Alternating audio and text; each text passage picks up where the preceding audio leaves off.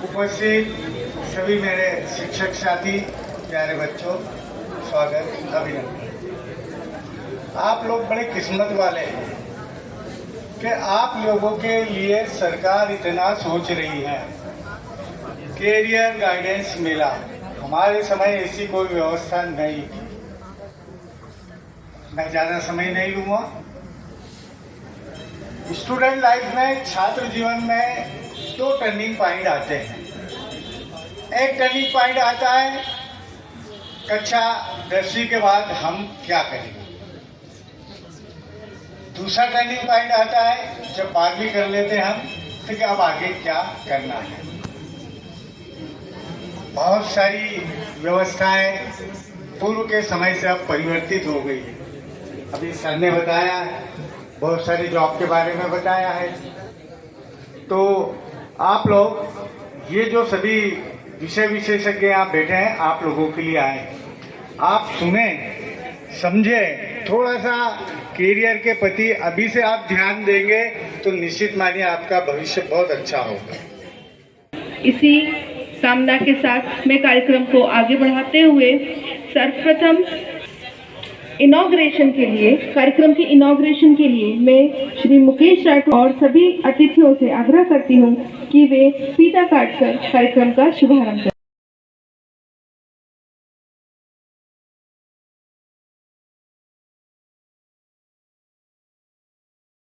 Sir, हम अपने दोस्तों से सब बात करते हैं।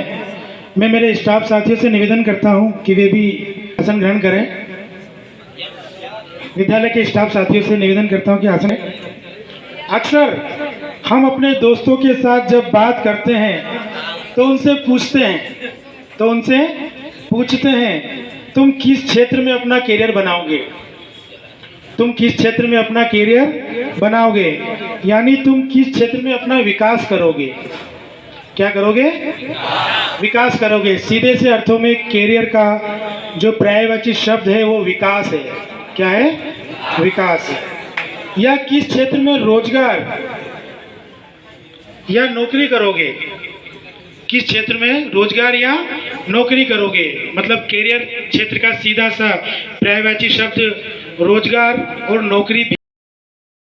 बच्चे आज इस मंच से ये उम्मीद करते हैं, वो यह सोचकर इस मेले में आए हैं कि इन 2 लाइनों के द्वारा सभी टूटे हुए दिल को आप बैठ जोड़ते हैं।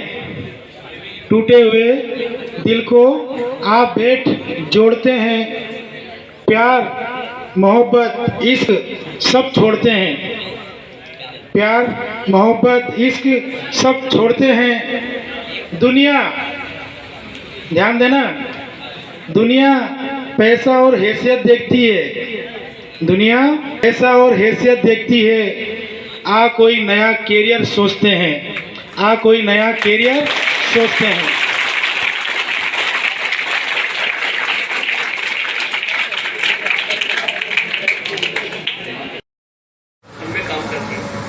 आज मेरा आपसे मुलाकात करियर गाइडेंस से रिगार्डिंग है कि हमें करियर में क्या करना है। करियर जिसके रिगार्डिंग कई सारी बातें हम लोगों ने की कि यार सर आपसे जब शुरुआत हुई तो सर ने आपको समझाया कि क्या क्या कर सकते हैं, क्या क्या नहीं कर सकते, करियर का बेसिक डेफिनेशन क्या होता है, उनके बारे में चर्चा। उसे कोई आगे बढ़ाता हूँ और सबसे पहले जो मंचासीन जितने भी हमारे साथी लोग हैं उनको प्रणाम करता हूँ और अपनी बात को आगे ले जाता हूँ। करियर के बारे में जब भी बात आती है हम लोग बड़ा छोटा मानते हैं शब्द को। हमेशा माना गया है, जिस जगह से हम हैं, जिस परिदृश्य में हम लोग बड़े हुए हैं, वहाँ पे करियर को हमने बहुत ज़्यादा तवज्जो दी नहीं कभी। जब करियर की बात आती है तो अगर इसको सही शब्दों में, अगर डिसिप्लिन या अगर हम सिंपल अगर बात करें कि इसको अगर सिंपल हमें करना है तो होता है डिसीजन मेकिंग, निर्णय क्षमता।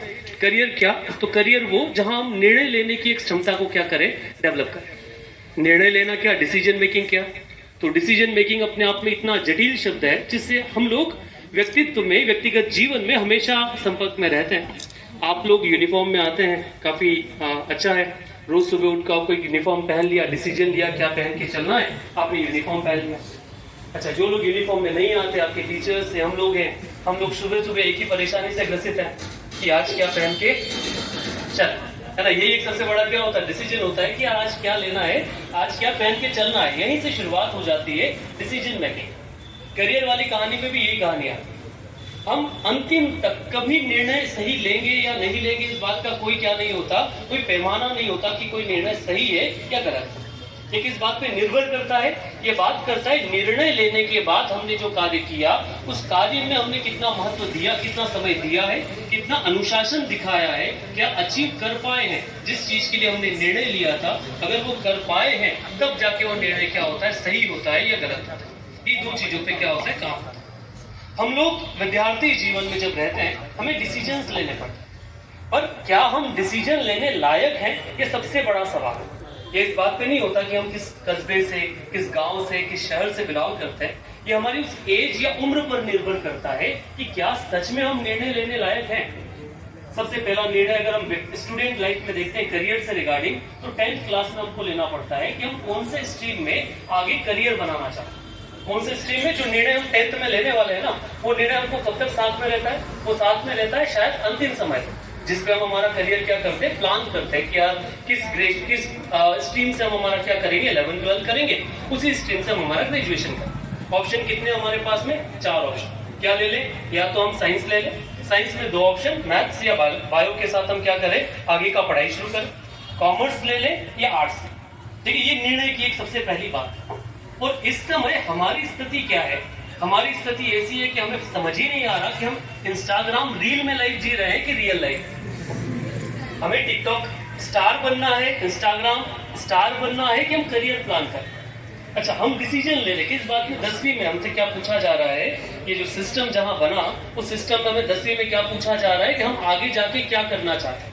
कब जाके, उसके 6 साल बाद जब हमारा करियर, जब हम ग्रेजुएशन करके निकलेंगे तब हम क्या करने वाले हैं। अब कम निर्णय लेना है 10वीं में, जब हम ये डिसाइड नहीं कर पा रहे कि हमें क्या करना है। ठीक है, हम लोग सारी चीजें कपड़ों से लेके बाकी जो प्लानिंग है वो भी दूसरों पे निर्भर है। जैसे हमारे यहाँ ऑर्थोडॉक्स थिंकिंग बनी हुई है कि यार अगर कोई कपड़ा पहनना है, लड़का है, तो उसका कलर फेवरेट कौन सा होगा, ब्लैक, है ना, ब्लैक। और लड़की हुई तो क्यों भैया, मतलब हम में से किसी का मन हो गया पिंक कलर पहनने का, तो हम पहन सकते हैं ना, या नहीं पहन सकते। पर हमने डिसाइड कर रखा है, क्या डिसाइड कर रखा है कि अगर लड़की है तो फेवरेट कलर, अगर आप गिफ्ट लेने गए किसी के लिए, है ना, तो कलर अगर चूज करना रहा तो कौन सा कलर चूज करेंगे, पिंक कलर चूज करेंगे। क्यों, क्योंकि वो लड़की है। हमने डिफाइन कर लिया कलर को, हमने कभी ये नहीं सोचा कि उसके पीछे लॉजिक क्या है। जैसे करियर के बारे में बात करते हैं ना कि यार सब्जेक्ट लेना है 10वीं बार, सब्जेक्ट ले कैसे ले, ठीक है, अच्छे परसेंट है तो कौन सा सब्जेक्ट लेना है, साइंस। किसका अच्छा परसेंट है तो साइंस ले लो। अच्छा, बायो कौन लेगा, जिसको डॉक्टर बनना है, ठीक है। कॉमर्स और आर्ट्स, है ना। हमारे यहाँ क्या सिस्टम है, थोड़ा अच्छा मैथ्स में नंबर आ गया, मैथ्स में 10th में हमारे टीचर्स ने हमें अच्छा पढ़ा दिया, मैथ्स में अच्छा नंबर आया, तो घर वालों ने क्या बोल दिया, इसका गणित अच्छा है, इसको गणित दिला दे। तो हम जानते हैं हम गणित में अच्छे नंबर कैसे लेके, पर क्या हो जाती बात, इसका गणित अच्छा है, इसको गणित दिला दो, ठीक है। या फिर बायो दिला, अच्छा लड़की है तो क्या सब्जेक्ट दिलाओ, मैथ्स नहीं, बायोलॉजी दिला दो, है ना। अच्छा है लड़कियां नहीं, बट नॉलेज आप लोगों को अच्छा है इस बारे। सो पॉइंट है कि अगर लड़की है तो बायो दिला दो, पढ़ाई में थोड़ा कमजोर है, अगर क्या है खुद का बिजनेस वगैरह है तो कौन सा सब्जेक्ट दिला दो, कॉमर्स। पर अगर नहीं कुछ कर रहा तो क्या दिला दो। और ये सब करने के बाद हमसे उम्मीद पता है क्या की जा रही है कि हम क्या करेंगे, हम एक अच्छा निर्णय ले लेंगे। हम निर्णय में कहीं कुछ है नहीं। अच्छा ले लिया, उसके बाद भी सुनो, मैथ्स ले लिया, क्या करना है, मैथ्स ले लिया, उसके बाद करियर में क्या करना है, इंजीनियरिंग। हाँ पीछे तक आ रही है ना समझ में। मैथ्स लिया तो क्या करना है, बायो लिया तो डॉक्टर, कॉमर्स लिया तो बिजनेस या सीए। आप लोगों ने बिजनेस बोल दिया, हम इतने सेमिनार करते हमें आता है सीए और सीएस। और आर्ट्स ले लिया तो वकील, चलो एक तो है जिसने वकील प्लान किया, वरना अभी जैसा आप लोगों का है ना मन में किया, किसी का कोई जवाब नहीं आया, ऐसा ये आर्ट्स ले लिया तो कोई जवाब क्या करें। इस आधार पर, इस परिदृश्य में हमने क्या चूज किया, एक सब्जेक्ट चूज किया, और हम क्या उम्मीद कर रहे हैं, हम ये उम्मीद कर रहे हैं कि हम एक अच्छा करियर बना के दे रहे हैं। पॉसिबल हो पाएगा, क्या इस आधार पे जब हमने क्या किया, दूसरों के आधार पे निर्णय लिया, तो क्या हम एक अच्छा डिसीजन मेकर बन पाए? किसी के मन में सर को इतनी देर सुना और किसी को लगा होगा कि नहीं, सर ने जो बताया मुझे ये अच्छा लगा और मैं ये बनना चाहूँगा, या इसके लिए मैं क्या कर सकता हूँ? कोई सर से पूछना चाहेगा? कोई भी स्टूडेंट? एनीवे, जैसे कि हमने इंस्ट्रक्शन दिए थे कि जो हमारे अनुभवी विद्वान आएंगे उनसे आप उनके बारे में कुछ पूछ सकते हैं। कोई भी स्टूडेंट्स? हमारे करियर मेला कार्यक्रम का उद्देश्य यही है, आपको जो भी पूछना सामने पूछना पड़ेगा, वरना जो व्यक्ति आए हैं, जो भी हमारे अनुभवी विद्वान आए हैं, वो बोल के चले जाएंगे और हमारे वो माइंड सेट में फिट बैठ ही नहीं पाएंगे। आनंद। नमस्कार सर। नमस्कार सर, मेरा तो फिक्स है कि मेरे को लॉयर ही बनना है, और उसके लिए जो एंट्रेंस एग्जाम होती है क्लेट की, वो भी मैंने दे दी है। पर सर मेरा ये डाउट था कि कॉलेज करने के बाद में डायरेक्ट वो बार काउंसिल ऑफ इंडिया की एग्जाम होगी कि कुछ टाइम बाद होती है, उसके बीच में भी कोई गैप होती है? नहीं बेटा, गैप नहीं होता।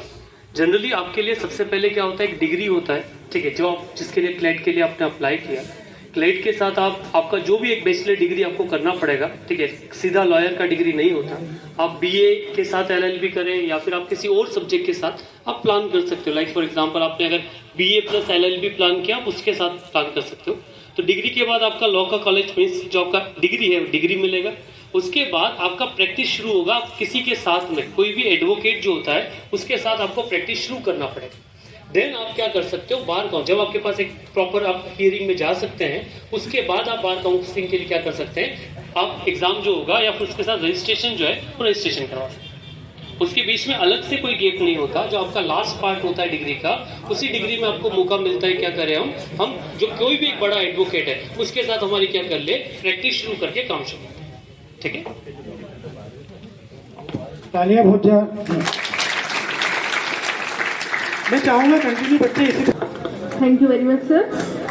हमारे अध्यक्षता कर रहे हमारे सुनील जी अग्रवाल प्राचार्य महोदय, जो इस पीएम राइज स्कूल की एक नींव की ईंट की तरह है। डीओ सर है, सभी जो भी अतिथि है, सभी अपने एक कैरियर में सफलता लिए हुए हैं। उन सभी का मैं बार बार स्वागत इसलिए कर रहा हूँ कि वे हमारे लिए एक आदर्श है, एक मार्गदर्शक है। सभी लोग सुने, ये दिन आपको बहुत ही सफल बनाने के लिए आज हम सब उपस्थित हुए हैं और इतनी सारी चीजें आपके सामने हुई हैं, तो कृपया शांति से सुने और उन सब चीजों को अपने अंदर उतारें, क्योंकि करियर काउंसलिंग जो है बहुत जरूरी होती है आपके लिए। तो कृपया शांति बना के सुने। धन्यवाद।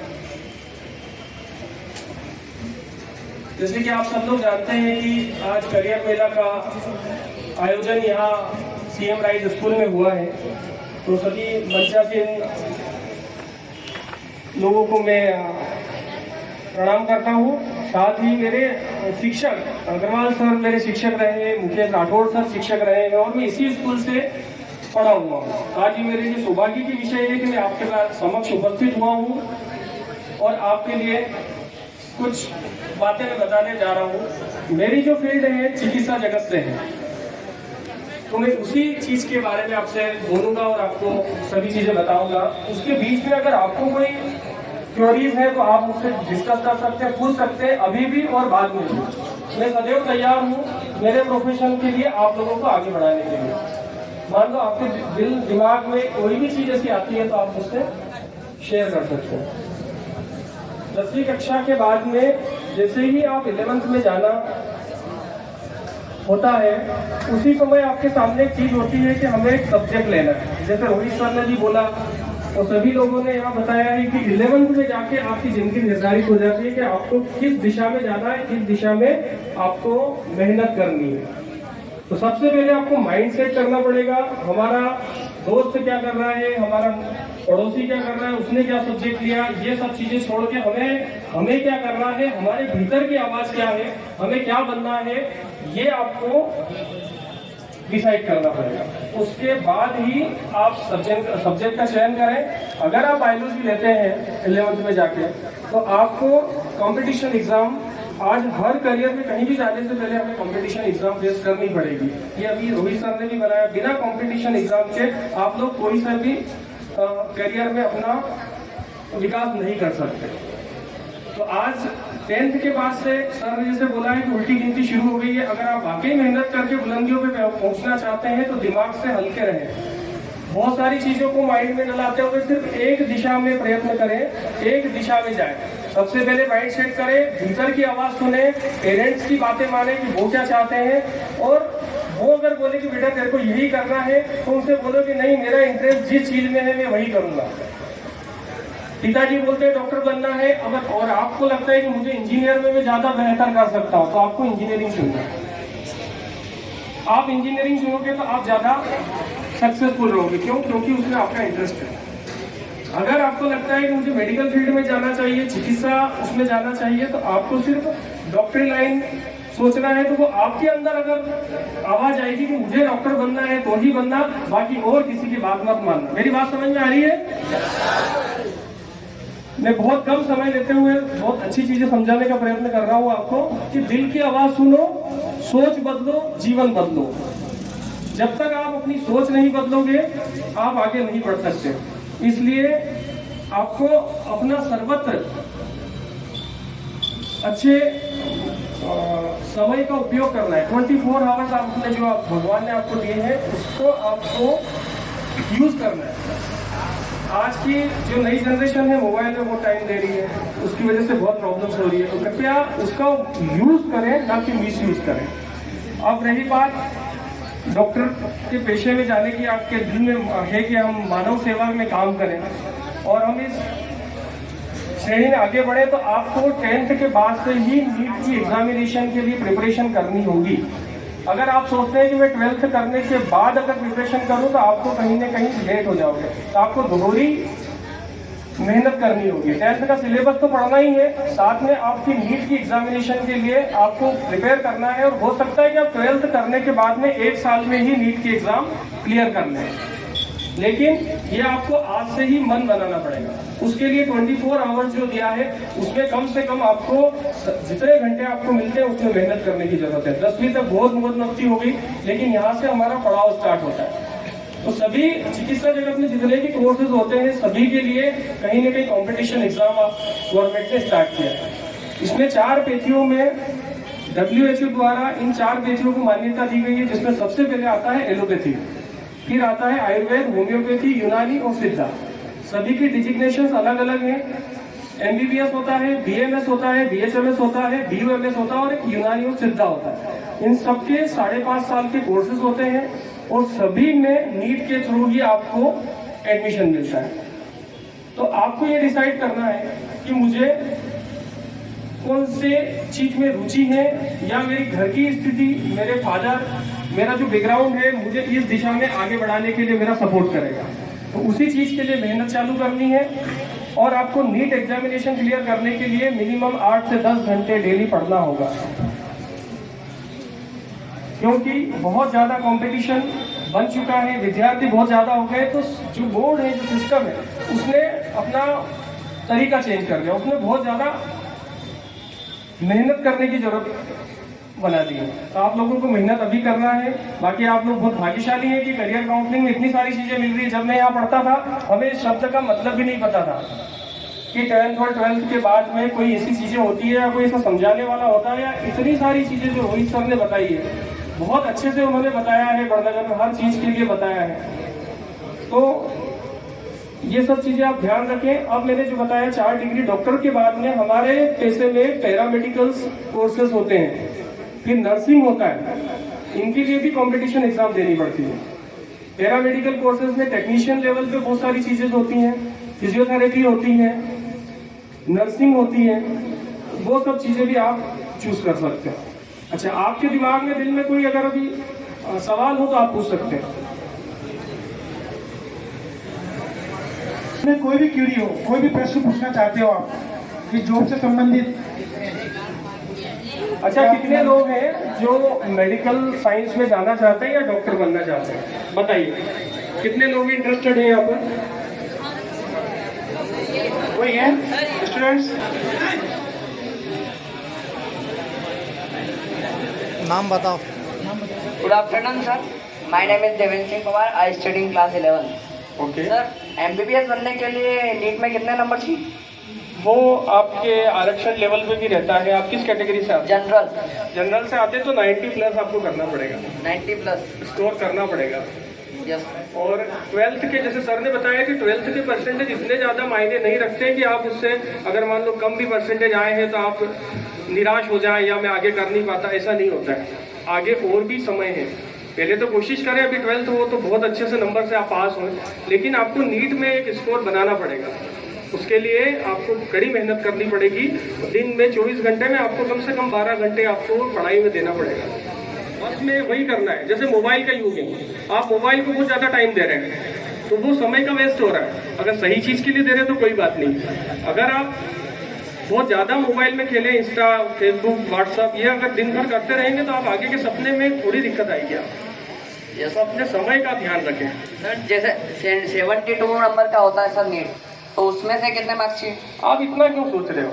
आपको तो ये सोच, आप टारगेट लेके चलो ना कि मुझे 90 प्लस करना है। अगर आप 70 करोगे तो 4 बार नीट दोगे तो भी क्लियर नहीं होगा। आपको ये सोचना है कि मुझे बहुत ऊंचाई पर जाना है, मुझे 70 नहीं करना, मुझे 90 करना है। ठीक है। और उसकी तैयारी अभी से चालू करना। कौन सी क्लास में हो? 11th में हो तो अभी से आपको कंपटीशन एग्जाम की कहीं से तैयारी लेना चाहिए। आपको दोहरी मेहनत करने की जरूरत है। 11th 12th तो करना ही है, साथ में कंपटीशन एग्जाम के लिए भी आपको अभी से तैयारी करना है ताकि आप 1-2 अटेम्प्ट में पास हो जाए। Yes sir, thank you sir. और कोई? धन्यवाद सर। जो डॉक्टर साहब से, जो नई जनरेशन है वो कहीं ना कहीं बहुत कमजोर होती जा रही है। जिनके बाल पकना, मेमोरी लॉस होना, नींद कम आना, वजन कम होना, ये सब चीजें मैं अभी देख रहा हूँ। हमारे समय में ना बहुत अच्छे लोग हुआ करते थे, आपके समय में जब हम थे, लेकिन आज के युग में मैं देख रहा हूँ कि बहुत ज्यादा। तो आपका आहार विहार अच्छा होना चाहिए। आप रोज क्या खाते हो, कितने घंटे सोते हो, क्या सोचते हो, ये सब डिपेंड करता है। क्योंकि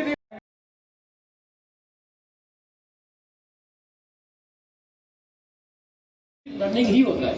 अगर ये दो चीज अगर नहीं आएगी तो आप कभी भी एआई को जो है रीच नहीं कर पाओगे आप। और मैं बताना चाहूंगा बेटा कि जो डेटा साइंस इंजीनियर जो होता है उसका भी पैकेज 30-25-30 लाख से कम का नहीं होता है। और अगर बात करें इन दोनों को जब अचीव कर लेंगे तो एट द लास्ट आप अचीव कर पाओगे AI, that means artificial intelligence, जो कि एक मशीन में खुद की एक सोच विकसित करता है। ये जो चीजें है ना जो मैं बता रहा हूं आपको, डेटा साइंस हो गया, मशीन लर्निंग हो गया, एआई जो हो गया, ये थिकेस्ट लेवल है कंप्यूटर साइंस का, जहां पर आप जाके अपने आप को रिप्रेजेंट कर सकते हो, अपने देश को रिप्रेजेंट कर सकते हो आप। और ऐसा नहीं है बेटा, मैं ऐसा बोलना नहीं चाहूंगा कि इंदौर, उज्जैन या भोपाल का बच्चा ही बनता है। मेरे ऐसे कितने स्टूडेंट भी है, दोस्त भी है जो पढ़ाई भी कर रहे हैं, जो कर भी चुके हैं, जो लोकल गाँव से आके नहीं वहां तक पहुंचे। सिर्फ मन में करने की इच्छा शक्ति होना चाहिए केवल। और एक बात बोलो बेटा कि सब बोलते हैं कि गोल गोल, देखो गोल अपना पहले से सेट करो, नेचुरल होता है ये ना, ये कभी बनानी क्या होती है। आज अपन सर्जन की बात करें, कपड़े साहब, वो कितने कलाक में क्योंकि आप अपने अंदर डेवलप करोगे, डेवलप नहीं होना है। ये सिर्फ आपकी सोच से आएगी केवल। तो एक जो होता है ना आपके आसपास जो बना के रखा हुआ है, जो सुरक्षा चक्र है, उस चक्र से बाहर निकलना पड़ेगा। आप बाहर निकले तभी जाके आप जो है या फिर ये करियर का जो शब्द है ये किसी को बोल पाओगे कि हाँ मैंने मेरी जिंदगी में मेरा ये करियर बना है। अदरवाइज तो फिर अपन सब जैसे हैं वैसे ही सही। और एक थोड़ा सा बोलना चाहूंगा मैं, वो टॉपिक पूरा लीक से हटके मैं बच्चों को जनरली बता, ये इतने सारे मतलब, अरे रुको रुको रुको रुको, हाथ नीचे रखो। कितने लोग किसान नहीं है, हाथ खड़े करो, जिनके पास खेती नहीं है ना, ये हाथ नीचे रखो। तो मैं किसानों के लिए सबसे बड़ी एक चीज बोलना चाहता हूं मैं, सुनो सुनो सुनो, जो किसान है और जिनके पास जमीनें हैं और जो ये सोच के जिंदगी जी रहे हैं कि अरे चकाचक 50 बीघा जमीन है हमारे पास में, आराम से जिंदगी निकल जाएगी हमारी, है ना। सुनना मेरी बात सुनो बेटा, थोड़ा सा 2 मिनट के बाद समझ लूंगा मैं। बेटा वो 50 बीघा जमीन है ना, ध्यान रखना 50 बीघा नहीं रहेगी वो। अगर आप 2 भाई तो 25 होगी, फिर आपके 2 बच्चे होंगे तो 5-5 बीघा हो जाएगी। आज 50 बीघा में आज पूर्ति नहीं हो रही है, आने वाले 50 साल बाद 5 बीघा में क्या पूर्ति करेगी अगली जनरेशन। ये मैंने इसलिए बोला क्योंकि परसों नर्सरी में मैं मेरे इंस्टीट्यूट पे था, तो वहां पर एक ऐसा बच्चा आया तो उसको चिल्लाया मैं, बोले सर हमको जरूरत नहीं, हमारे पास 80 बीघा जमीन है। अरे मैंने कहा, फिर उसको बताया मैंने ये चीज तब जाके उसको समझ में आई कि रियलिटी क्या है। तो जो ऐसा भी एक स्कूल है यहाँ पर अपने खरसोद, बड़ी खरसोद के आसपास है स्कूल, नाम नहीं बताऊंगा, हमें अच्छा लगेगा। वहाँ पे मेरे स्टूडेंट पढ़ाने जा रहे हैं। तो वहाँ के बच्चों को शेखर सर के पास मेरा नंबर है, अगर आप उसमें कोई जानकारी तो आप बिल्कुल बेझिझक जानकारी ले सकते हैं, ऐसा कुछ सोचना नहीं है। मुझे लगता है कि बच्चों को अब थोड़ा समझ में आने लगा होगा कि करियर के लिए हमें स्ट्रीम से मार्कशीट मिले। तो आईटीआई के साथ साथ आपका 12th भी हो सकता है 2 साल, ठीक है। और किसी को आईटीआई के बारे में यदि जानना है, कुछ भी पूछना है, तो आप लोग कभी भी आईटीआई आ सकते हैं। और आईटीआई में यदि नहीं, अभी आपको केवल विजिट के लिए भी आना है तो आप लोग आ सकते हैं आईटीआई। धन्यवाद।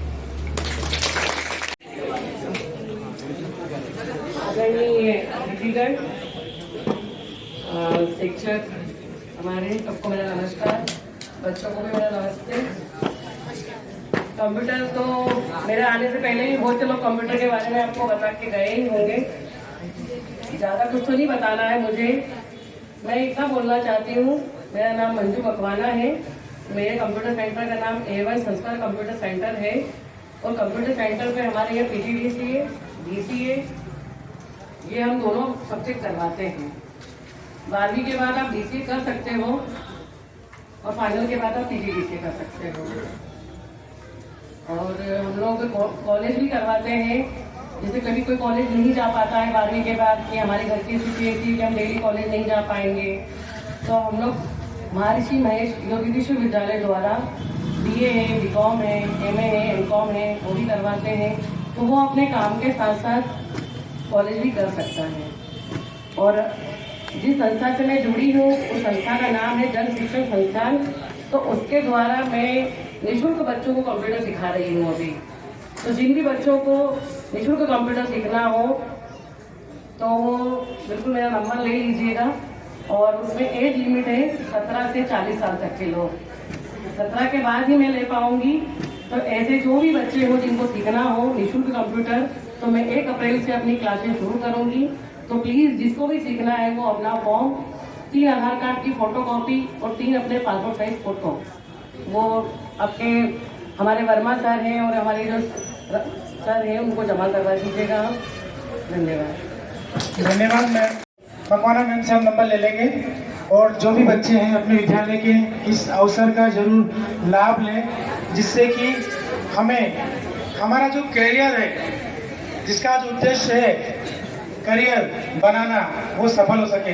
एक बार फिर मैं विद्यालय परिवार की ओर से मकवाना मैम को धन्यवाद करता हूँ। धन्यवाद। अर्जुन मालवीय जी, माननीय जयप्रकाश चंद्रवंशी जी, माननीय परमार सर और प्यारे बच्चों, जैसा कि मैं तो यहाँ से ही पला बड़ा हूँ। 2013 से लेकर 17 तक मैं यहाँ ही पढ़ा हूँ। जहाँ आप बैठ रहे हो यहाँ मैं भी बैठा हूँ। और मैं अभी ITI बड़नगर में हूँ, पोस्टेड हूँ। जैसा कि प्राचार्य महोदय ने बताया था कि ITI के बाद आपको कहाँ कहाँ रोजगार मिलता है और कहाँ आप जा सकते हैं। प्रातः जो मई और जून होता है, मई जून में इनके फॉर्म चालू होते हैं। बड़नगर में 4 ट्रेड है, इलेक्ट्रिशियन, फिटर और वेल्डर और प्लम्बर। 10वीं के बाद अगर आप एडमिशन लेते हैं तो आपको 2 साल का कोर्स करने पर 12वीं की डिग्री मिल जाती है, जैसा कि भी प्राचार्य महोदय ने आपको पहले बताया था। उसमें आपको 1 या 2 पेपर देने रहते हैं, उसके बाद साइंस की डिग्री मिलती है। इस बात का ध्यान रखिए, आपको साइंस की डिग्री मिलेगी। और आप सभी आगे बढ़े, खुश रहे, प्रसन्न रहे। इसी के साथ आप सबका बहुत बहुत धन्यवाद। मैं नमन करता हूँ यहाँ पर विद्यारूपी मंदिर में वट वृक्ष रूपी शिक्षक को, जो अपने ज्ञान के जल से विद्यार्थी रूपी पौधे को सिंचित करते हैं। सब लोग 12th वाले यहाँ पर। तो सबसे बड़ी चैलेंजिंग टास्क आता है, टर्निंग पॉइंट रहता है विद्यार्थी के जीवन में 12th के बाद, कि 12th के बाद करना क्या है ना। 12th के बाद में सबसे अच्छा मैं गाइड बता सकता हूँ। आप 12th के बाद 3 साल जो रहता है अपना फाइनल वाला, इस 3 साल के बीच में आप जो है UPSC, MBPSC और ऑल गवर्नमेंट जो कॉम्पिटिटिव एग्जाम होती है उसकी तैयारी कर सकते हैं आप।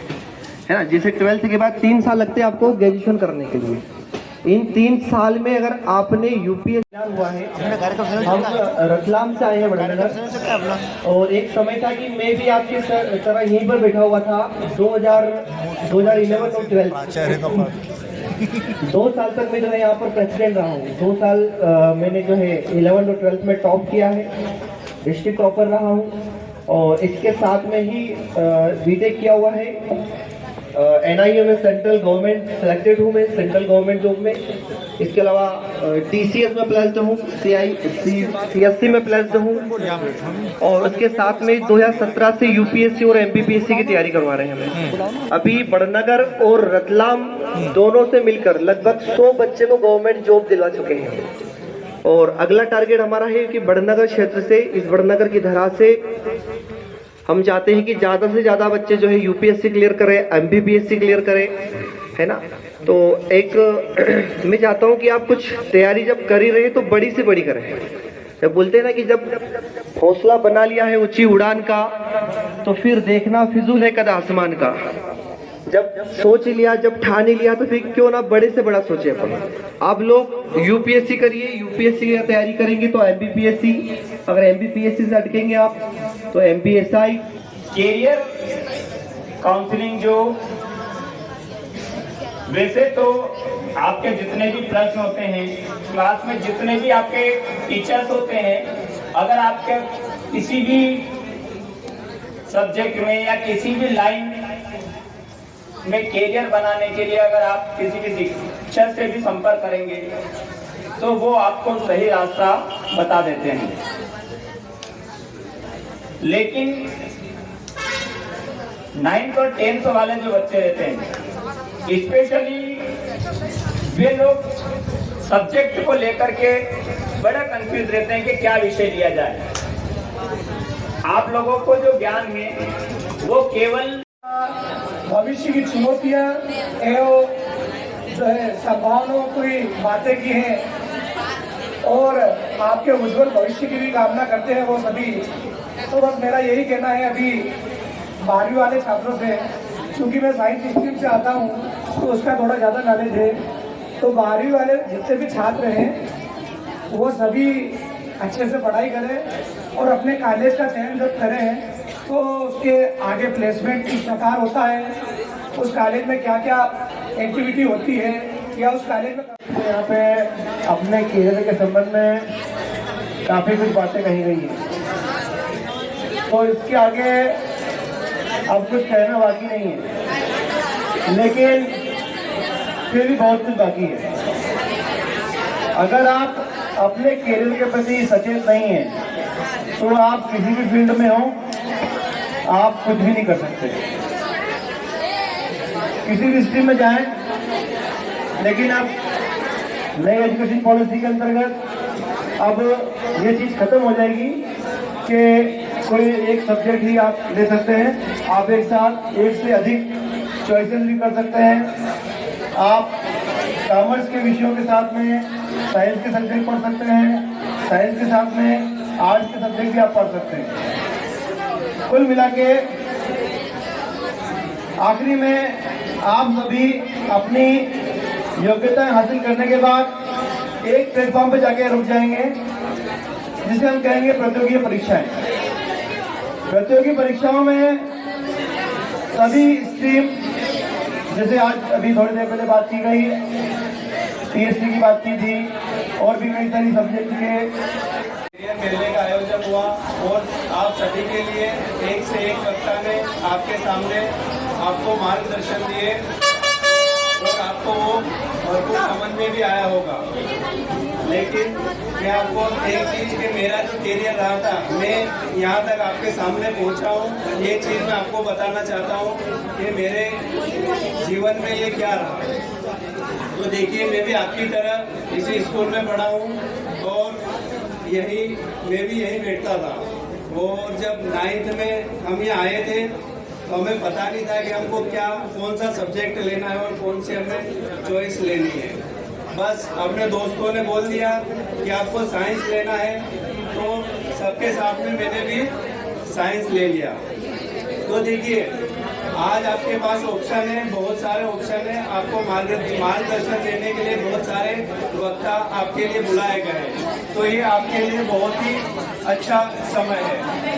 तो इसीलिए जो भी आप सोच समझ के आपको करियर बनाना है, और मैं जो यहाँ तक पहुँचा हूँ आपके सामने, सबसे पहले मैंने 12th यहाँ से पास करी, फिर एक आधा टीचिंग लाइन में पहुँचने के लिए सबसे जरूरी होता है बीएड या डीएड। तो जिसके बाद मैंने बीएड करा, और बीएड के बाद एक शिक्षक के लिए एक एग्ज़ाम होती है, वो भी कंपटीशन एग्ज़ाम होती है, आपको फेस करनी पड़ेगी और अच्छे से तैयारी करनी पड़ेगी। तो इसलिए अच्छे से आप चीज़ों को ध्यान रखिए, और कोई भी अगर जरूर इस अच्छे कार्यक्रम के लिए हमारे समस्त जो शिक्षक साथीगण हैं, इन सभी को बहुत बहुत बधाई और शुभकामनाएं।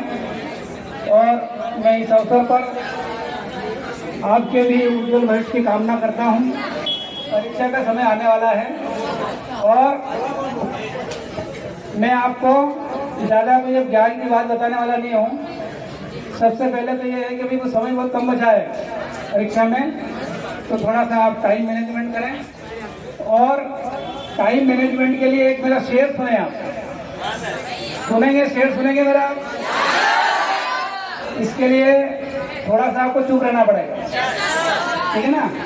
क्योंकि ये जो समय है ये टाइम मैनेजमेंट का है। काय का है? आजकल जैसे ये है ना, कॉमर्स के बच्चे ये टाइम मैनेजमेंट में एमबीए कर रहे हैं, ठीक है ना, कि भाई कम समय में हम अच्छा काम कैसे करें, इसको बोलते हैं टाइम मैनेजमेंट। और टाइम और वक्त या समय, इसका उपयोग हम करें, क्योंकि जितनी भी सफलता है वो काहे से जुड़ी हुई है? समय के सदुपयोग, यूज ऑफ टाइम। तो ये 4 पंक्तियां अभी मैंने कहीं पढ़ी थी, मैं आपको सुना देता हूँ, सुनने के लिए तैयार हैं आप? वक्त को जो उपयोग जो लोग करते हैं वही आगे बढ़ते हैं, इसलिए समय का ध्यान रखें, समय का हमेशा सदुपयोग करें। कि वक्त बेनूर को नूर बना देता है, वक्त बेनूर को नूर बना देता है, वक्त फकीर को हुजूर बना देता है, वक्त फकीर को हुजूर बना देता है। और ये बंदे वक्त की कदर कर, ये बंदे वक्त की कदर कर, ये कोयले को भी कोहिनूर बना देता है। कुछ करना है तो मन को मारे मत बैठो, आगे आगे बढ़ना है तो हिम्मत हारे मत बैठो, हिम्मत हारे मत बैठो। चलने वाला मंजिल पाता, बैठा पीछे रहता है, ठहरा पानी सड़ने लगता, बहता निर्मल होता है। चलने वाला मंजिल पाता, बैठा पीछे रहता है, ठहरा पानी सड़ने लगता, बहता निर्मल होता है। पाँव मिले चलने की खातिर, पाँव पसारे मत बैठो, आगे आगे बढ़ना है तो हिम्मत हारे मत बैठो, हिम्मत हारे मत बैठो। तेज दौड़ने वाला खरा, खरा माने खरगोश, तेज दौड़ने वाला खरा, 2 पल चल कर हार गया, धीरे धीरे चल कर कछुआ, देखो बाजी मार गया। चलो कदम से कदम मिलाकर, दूर किनारे मत बैठो, आगे आगे बढ़ना है तो हिम्मत हारे मत बैठो, हिम्मत हारे मत बैठो। बढ़ती चलती तारे चलते, चांद रात भर चलता है, किरणों का उपहार बांटने सूरज रोज निकलता है, धरती चलती तारे चलते चांद रात भर चलता है। किरणों का उपहार बांटने सूरज रोज निकलता है, हवा चले तो खुशबू बिखरे तुम भी प्यारे मत बैठो, हवा चले तो खुशबू बिखरे तुम भी प्यारे मत बैठो। आगे आगे बढ़ना है तो हिम्मत हारे मत बैठो, हिम्मत हारे मत बैठो। जीवन में कुछ करना है तो मन को हारे मत बैठो, आगे आगे बढ़ना है तो हिम्मत हारे मत बैठो, हिम्मत हारे मत बैठो। जय हिंद, जय भारत।